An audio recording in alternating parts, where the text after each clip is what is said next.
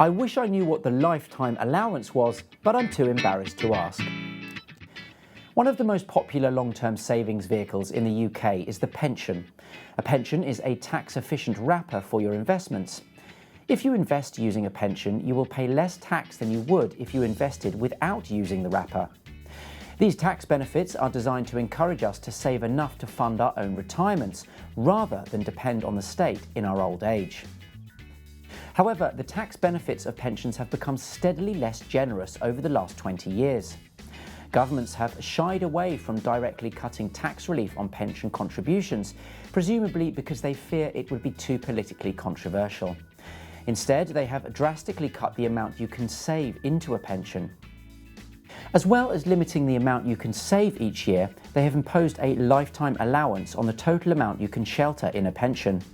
Currently, this lifetime allowance is just over £1 million. If the total amount of money in your pension goes above that, even if it's down to strong investment performance rather than your contributions, then you will have to pay a punitive rate of tax on the excess when you come to take it. £1 million might sound like a lot of money. It is a lot of money. However, if you are hoping to fund a 30-year retirement, it might not be as much as you think.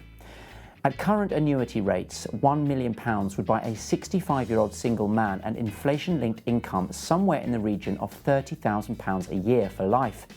That's enough to be comfortable, but it's not going to fund a millionaire's lifestyle. It's also worth noting that the lifetime allowance has mostly gone down rather than up since it was introduced.